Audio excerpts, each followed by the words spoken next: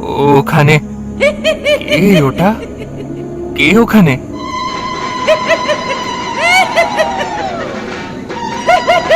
সুশান্ত একটু এগিয়ে দেখলো তার কপালে লাল টকটকে সিঁদুর, তার গলায় নরম মুন্ডের মালা, তার পেছন দিক থেকে 4টে হাত, এক এক হাতে এক এক অস্ত্র।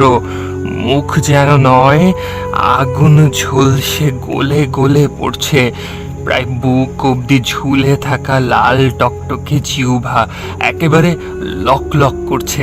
তার চোখের মধ্য দিয়ে যেন গোটা এক সমুদ্র আগুনের হলকা বের হচ্ছে। সে ছিল উলঙ্গিনী, তার শরীরে কোনো কাপড় ছিল না। তার চুল মাথা থেকে বেয়ে বেয়ে একেবারে মাটি অবধি ছড়িয়ে পড়েছে। আর তার আকৃতি ছিল প্রায় 9-10 ফুটের মতো লম্বা। সুশান্ত একবার দেখেই সাথে সাথে ভিড়মি খেয়ে নিচে পড়ে গেল।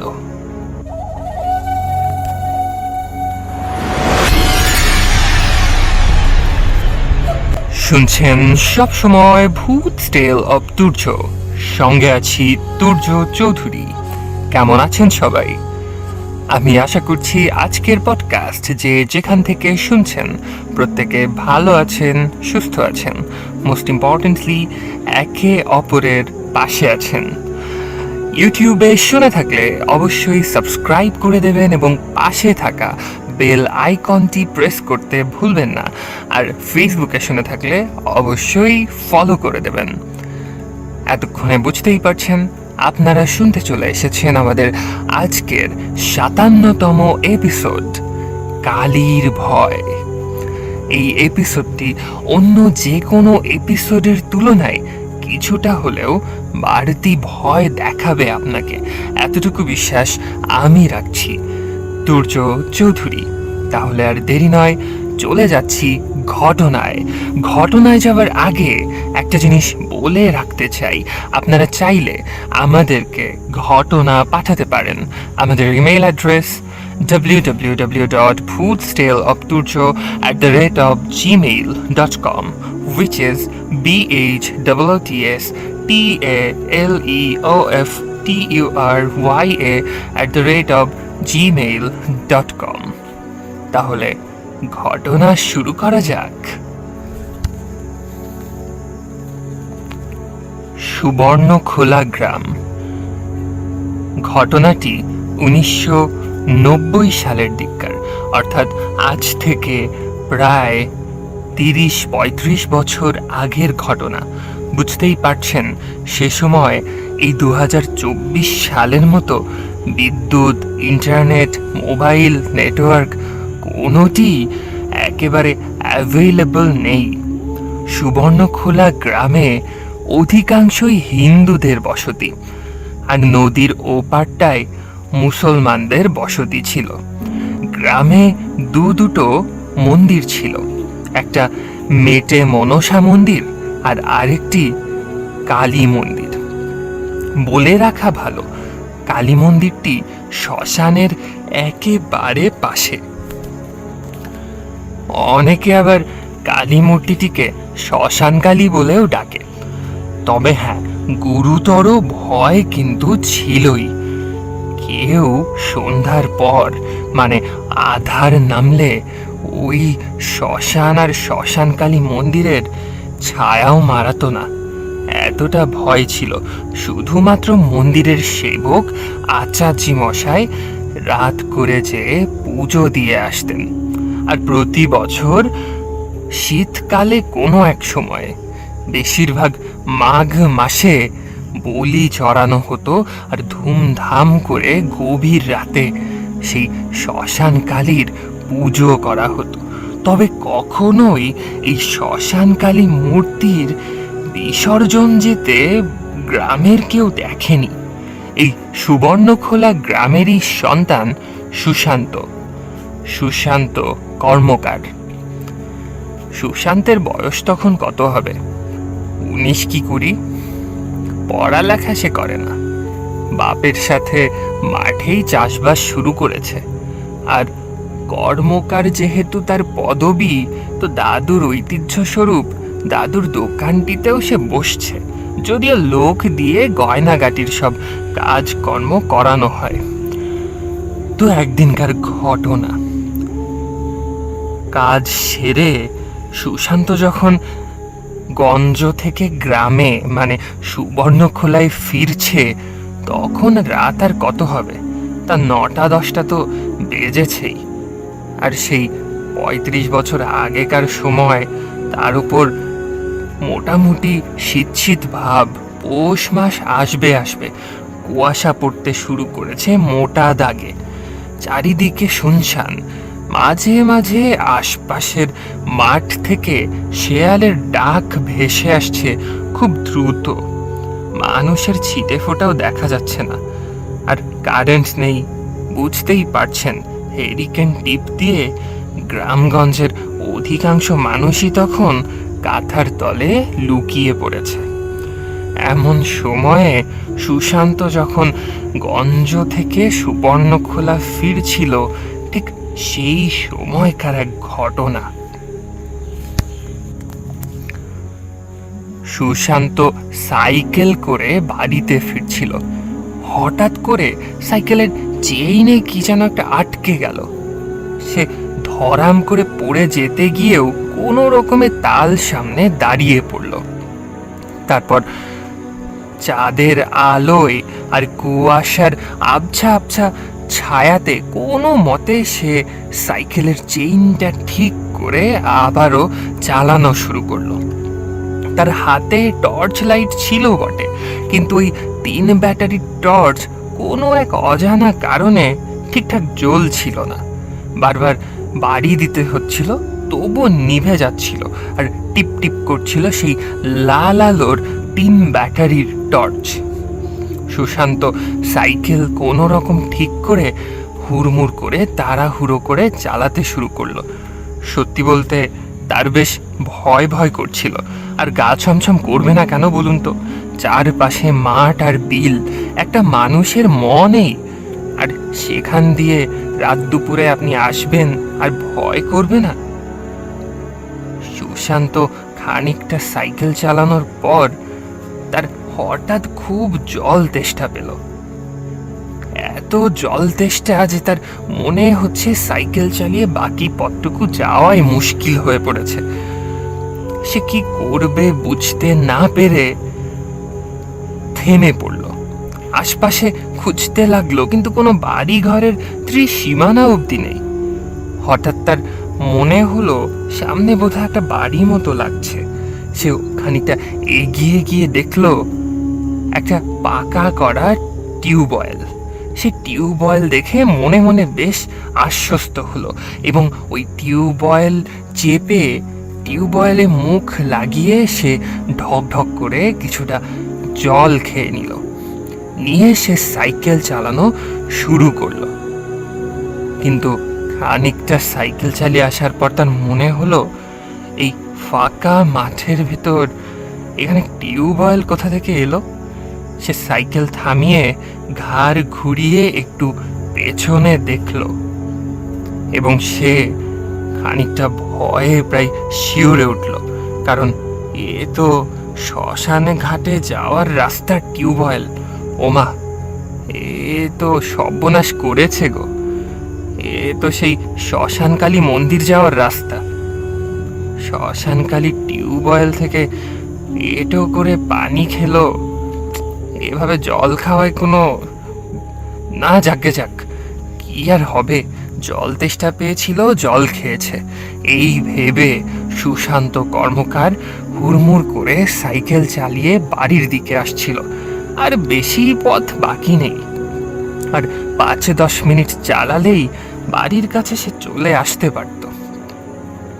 তো আচমকাই তার মনে হলো অনেক দূর থেকে সে বোধহয় শাঁখের আওয়াজ আর উলুধ্বনির শব্দ শুনতে পাচ্ছে। তার বেশ ভয় ভয় করছিল। এত রাতে আরতি কে করছে? আজ তো কোনো পুজো পাঠ নেই, তাহলে এত রাতে উলুধ্বনির শব্দ, শাঁখের শব্দ, ব্যাপারখানা তার মোটেও সুবিধের লাগছিল না। আর ঠিক উল্টো দিকের মাঠের পাশ থেকে ঘন ঘন শেয়ালের ডাক ভেসে আসছিল। আসলে পরিবেশটা এত থমথমে, সুশান্তের এই ঠান্ডা আবহাওয়ার মধ্যেও গা ঘেমে নে একাকার অবস্থা। এদিক ওদিক অন্য মনস্ক হয়ে সাইকেল চালাতে চালাতে হঠাৎ হুড়মুড় করে কিছু একটাতে উষ্টা খেয়ে সুশান্ত একেবারে মাটিতে ধরাম করে পড়ে গেল। সে আহ করে শব্দ করে উঠল, আর তারপর মাটি থেকে মাথাটা উঁচু করে যে সামনে তাকিয়েছে, অমনি সুশান্তের একেবারে ভিড়মি খাওয়ার মতো অবস্থা। সে দেখল কপালে গাঢ় লাল টকটকে সিঁদুর, তার গলায় নরম মুন্ডের মালা, মাথা থেকে পা অবধি একেবারে বেয়ে বেয়ে পড়ছে সেই চুল, চোখের মধ্যে যেন একেবারে আগুনের সমুদ্র হলকা বইছে। সে ছিল উলঙ্গিনী, তার শরীরে কোনো কাপড় নেই, পিঠ থেকে 4টি হাত বেরিয়ে আছে, তাতে নানা রকম অস্ত্র, আর মুখ থেকে হা হয়ে থাকা ঝুলে আছে এক লাল টকটকে জিহ্বা, যা আছে বুক পর্যন্ত। এই ভয়ানক কালী মূর্তি, যা ছিল প্রায় 9-10 ফুট লম্বা, সুশান্ত এই দেখে একেবারে জায়গাতেই জ্ঞান হারালো।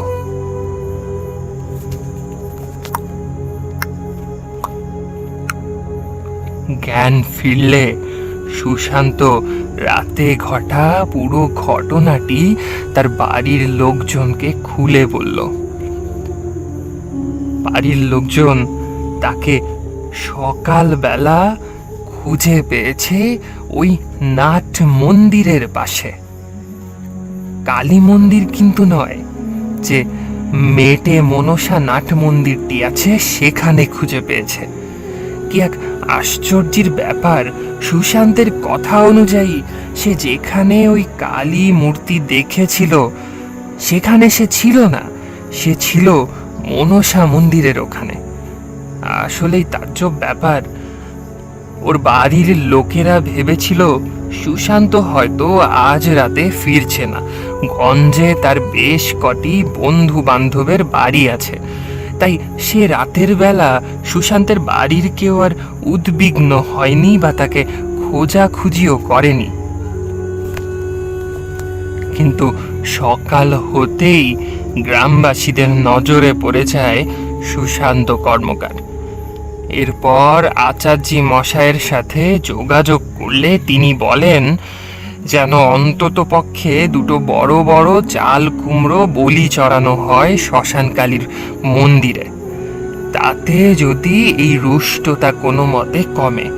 সুশান্তকে বারবার করে আচার্যি মশাই বলে দেন যে তোমার কি কিছু স্মরণ হয়, কালীমা তোমায় কিছু বলেছিলেন কিনা? কিন্তু সুশান্ত তো আর সে অবধি অপেক্ষাই করেনি। এই ভয়ানক ভয়ঙ্কর কালীর ভয় পেয়ে সে তো সাথে সাথেই জ্ঞান হারিয়েছিল। তাই সুশান্ত কর্মকার কোনো কিছু আর মনে করতে পারে না। এরপর কোনো এক আমাবস্যা তিথিতে জোড়া চাল কুমড়ো বলি চড়ানো হয় সেই শ্মশান কালীর মন্দিরে। তারপর এই ঘটনা গেল। এই তো ছিল 1990-এর ঘটনা। এর কয়েক বছর পরে 2000 তখনও আসেনি।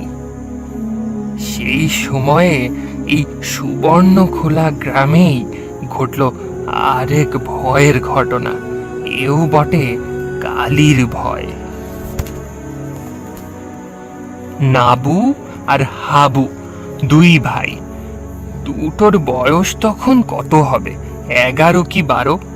2 ভাই এত দুরন্ত, বাপ মা 14 গোষ্ঠী মিলেও এই হাবু আর নাবুকে কোনো মতেও পথে আনতে পারে না, বাগে আনতে পারে না। তাই হাবু আর নাবু কোনো এক দুপুর বেলা সেই নদীর ধারে শ্মশানকালীর মন্দিরের জঙ্গলে সেই শ্মশান ঘাটের আশেপাশে ঘুরতে ঘুরতে চলে গেছে।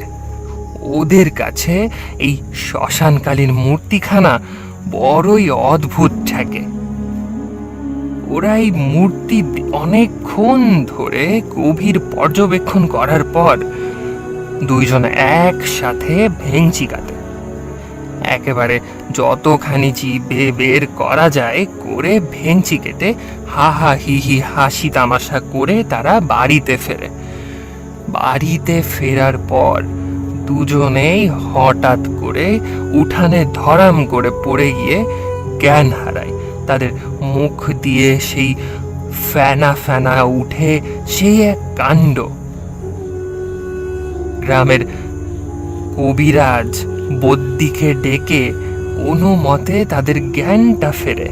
জ্ঞান ফেরার পর তাদের যখন জিজ্ঞেস করা হয় ঠিক কি হয়েছিল, তখন তারা বলে তারা শ্মশানকালীর মন্দিরে গিয়ে ভেঙচি কেটে এসেছে। আবার খবর পড়ল আচার্যি মশাইয়ের। আচার্যি মশাই বললেন, এহেন কাজ কখনোই শ্মশানকালীর মন্দিরে যেন কেউ না করে। শ্মশানকালীর মন্দির ছিল বড় ভয়ের এক জায়গা। একটু পান থেকে চুন খসেছে কি খসেনি, তাতেই সেই কালী মূর্তি একেবারে যেন রুষ্ট হয়ে গ্রামবাসীকে ভয় দেখায়।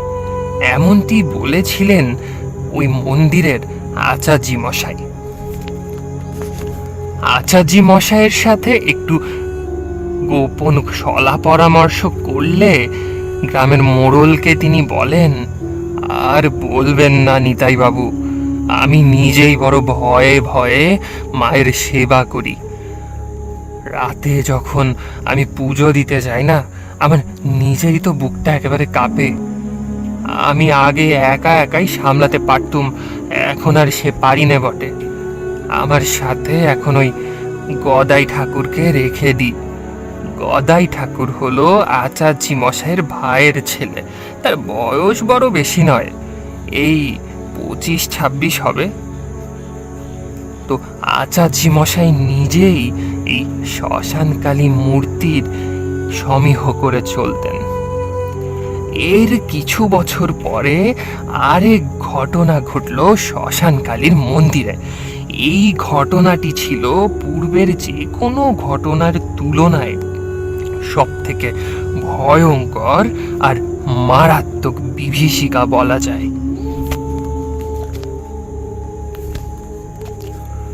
সুবর্ণখোলা গ্রামের এক উঠতি যুবক, নাম তার ঠিক মনে নেই, সূর্যি কি নিভু সূর্যি এরকম কিছু একটা তার নাম ছিল। সেই নিভু সূর্যির পাশের গ্রামের মালতী বালার সাথে একেবারে হাবুডুবু প্রেম। প্রেম জমে ক্ষীর এমন অবস্থা। প্রায় রাতেই নিভু সূর্যির আনাগোনা ছিল পাশের গ্রামে যাওয়ার। আর পাশের গ্রামে যাওয়ার ছোট রাস্তাটাই হলো শ্মশানের পাশ দিয়ে সাঁকো পার হয়েই নদীর ঘাট। আর নদীর ঘাটটা কোনোভাবে একটু এদিক ওদিক করলেই, নদীতে তো জল তেমন থাকে না, প্রায় হেঁটেই পার হয়ে যাওয়া যায়। তো নদী পার হলেই সেই মালতীবালাদের গ্রাম। তো নিভু সূর্যি প্রায় প্রতি সপ্তাহে 2-3 বার রাতে তো সেই মালতীবালার কাছে যাই। এ কারোর অজানা নয়, নিভু সূর্যির বাড়ির লোকজনও ঘটনাটা জানে। নিভু সূর্যিকে অনেক রাগারাগি করেও ঠেকানো যায়নি। নিভু সূর্যি সেই মালতীবালার সাথে প্রেম কোনোভাবেই ছাড়তে পারেনি। তো সে এক রাতের কথা, নিভু সূর্যি পাশের গাঁয়ে যাবে বলে ঠিক করেছে। গরম পড়েছে তখন প্রচণ্ড। নিভু সূর্যির খালি গা, পরনে ধুতি ছিল বা লুঙ্গি, গায়ের জামাটা ঘাড়ের ওপর রয়েছে। আর বিড়ি টানতে টানতে মনের সুখে একেবারে শ্মশানের পাশ দিয়ে ঝোপ ভেঙে সে যাচ্ছে পাশের গাঁয়ে মালতীবালার সঙ্গে দেখা করতে। এমন সময় তার আর হুঁশ নেই। প্রেমের টানে, শরীরের উত্তেজনায় সে একেবারে অন্য এক দুনিয়ায় আছে। তার হুঁশ নেই যে সে আছে ওই শ্মশান কালীর মন্দিরের ওই এরিয়াতে। সে কি করলো?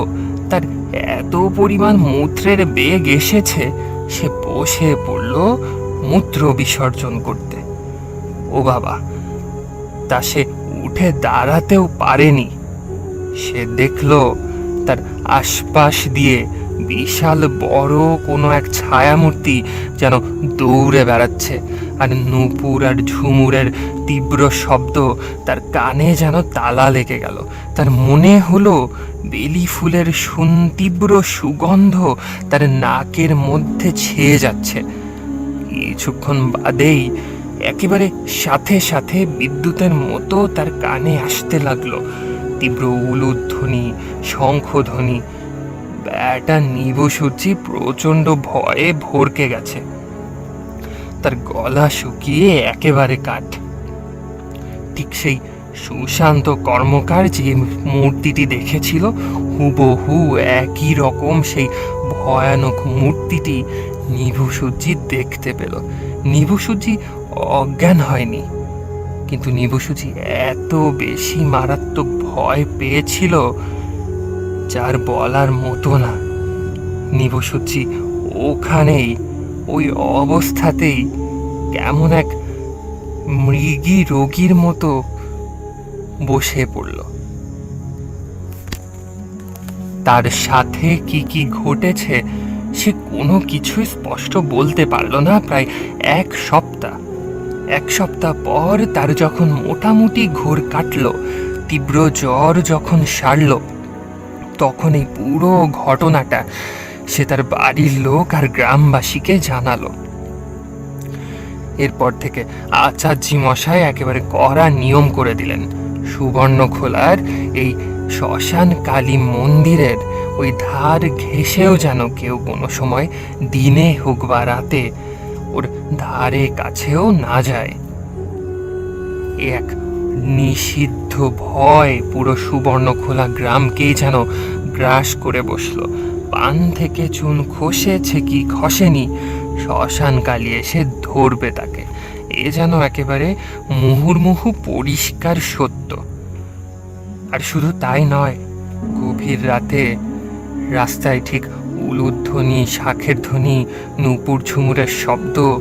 আবার গভীর রাতে যখন কেউ টাট্টিখানায় যেত, তখন দেখতো বাঁশঝাড়ের ওদিক দিয়ে, রাস্তা দিয়ে, পুকুরের পাড় দিয়ে সেই কালী তার বাহিনী নিয়ে ঘুরে বেড়াচ্ছে। একবার চিন্তা করে দেখুন তো, আপনি যদি মাঝরাতে উঠে দেখেন মন্দিরের মূর্তি আপনার আশেপাশে হেঁটে বেড়াচ্ছে, এর থেকে ভয়ের কি আর কিছু হয়? এই কালীর ভয়েই সুবর্ণখোলার মানুষজন একেবারে চুপসে যেতে থাকে। এটি ছিল ঘটনা। কেমন লাগলো জানাতে ভুলবেন না। শুনছিলেন সবসময় ভূত টেল অফ তুর্য, সঙ্গে ছিলাম আমি তুর্য চৌধুরী। দেখা হবে আগামীকাল মেছো পেতনি নিয়ে। সে অবধি ভালো থাকুন, সুস্থ থাকুন। শুভরাত্রি।